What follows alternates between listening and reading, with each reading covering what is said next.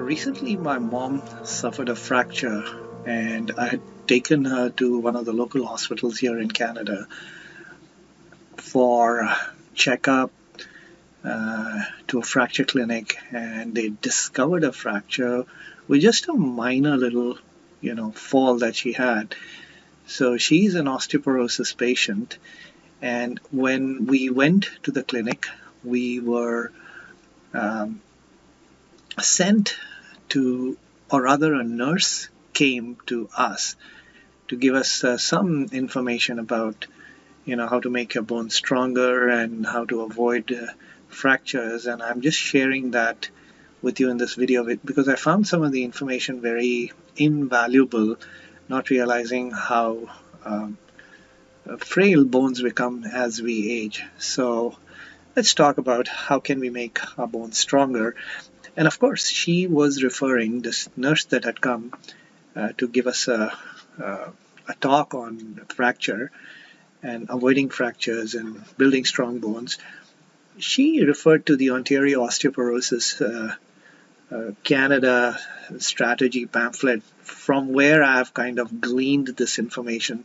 So that's where I will, or that's where I'll be getting most of my information, and I've recognized them in my video. All right, so let's make your bones stronger.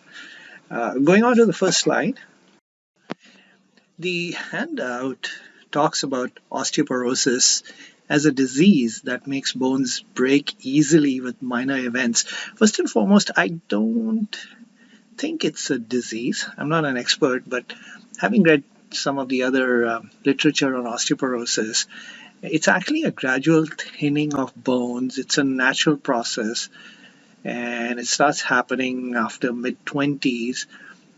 So we are all prone to it. So I wouldn't call it a disease. I would just call it a natural aging factor that comes into play after we cross the 20s, I guess. So it makes bones easily break just by the action of lifting, twisting, tripping, slipping, stumbling, and the biggest one is, of course, falling. Falling is the most, dangerous event in especially people that are older, and they must take care of making sure that they don't fall. So most osteoporotic fractures occur in the hip, the spine, the shoulder, or the wrist, and one must realize that broken bones can be very painful, and even after they heal, you may not be strong.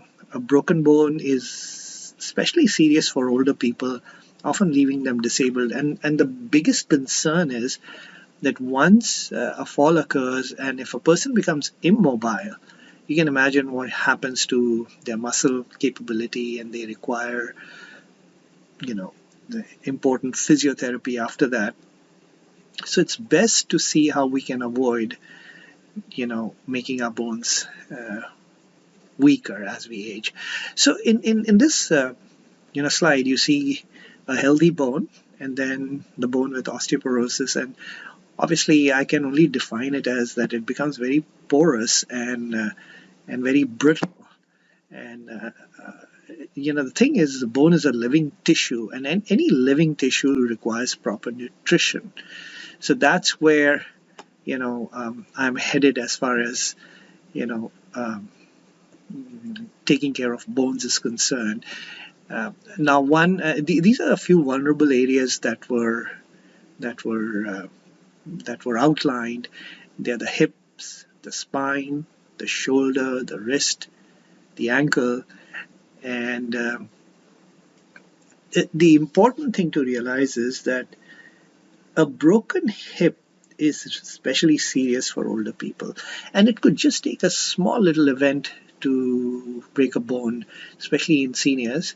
At the hospital, I came across some individuals who were just doing ordinary gardening, and they had had a fall just in the garden, minor fall, and suddenly they discovered that their hip was broken. There was one individual who was just running down the stairs, And on the last stair in his house, he kind of twisted his ankle and broke several bones in his ankle.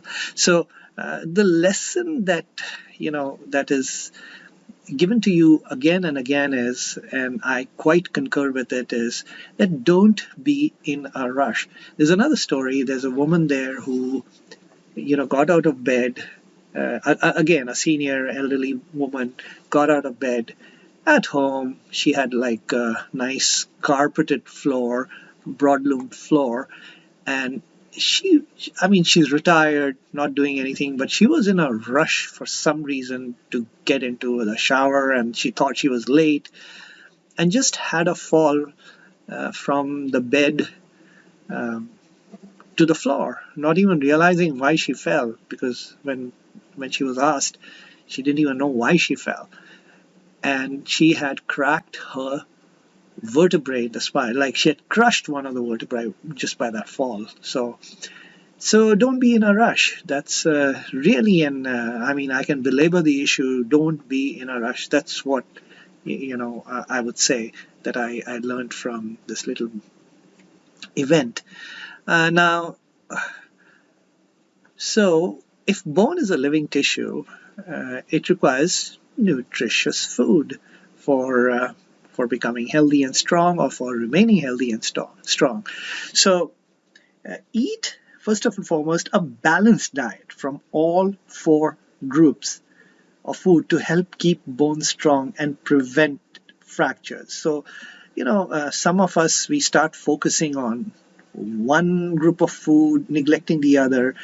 But the bottom line is, have a balanced diet and choose food from all four food groups to keep your bones healthy.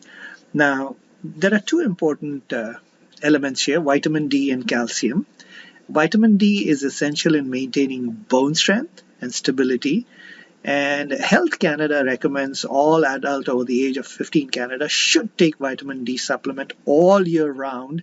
Maybe because we don't get enough sunlight.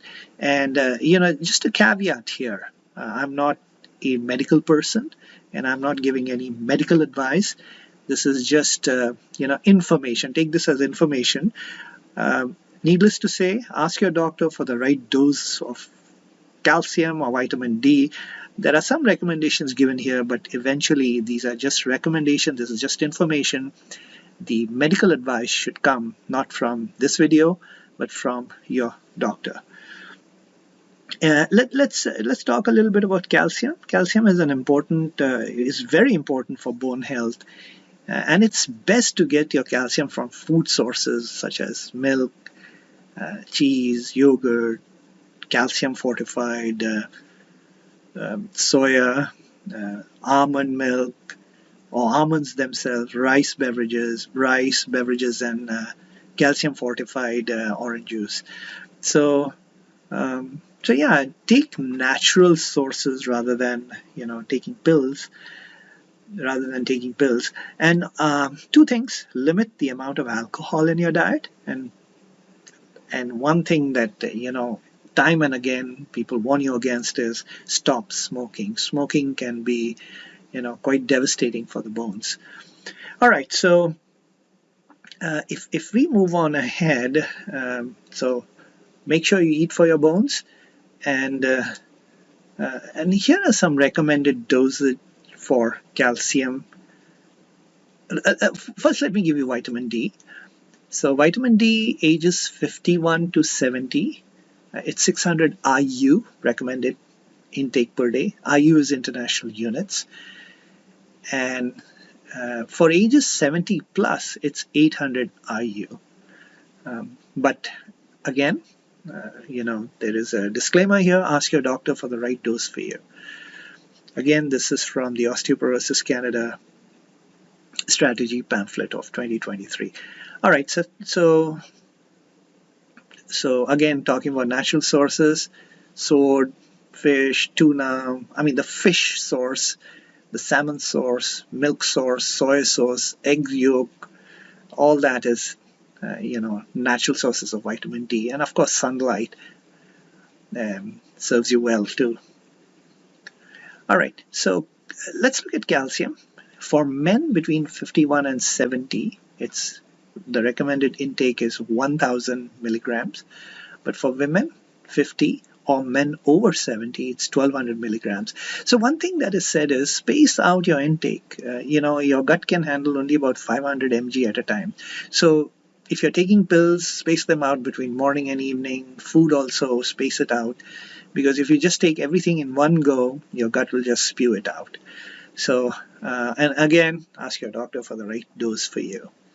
Another thing that I read on a source, on a vitamin D bottle, it said that vitamin D helps in absorbing calcium. So that's another function of vitamin D that I thought I'll just include.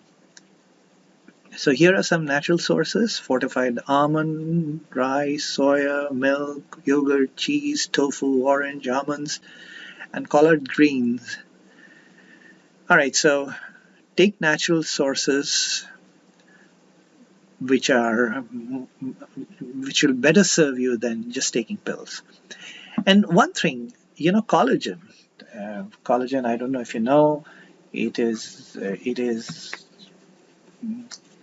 something that appears in abundance in your body, and it's basically protein and provides strength and flexibility to the bones. So don't ignore protein, very important. And again, the sources are meat, poultry, fish, eggs, dairy. So when I look at the common denominator here amongst calcium, D, and protein, dairy products, for people who don't indulge in non-veg, may be an important source like yogurt, etc. So we must also indulge a little bit in exercise, because strength and balance is important.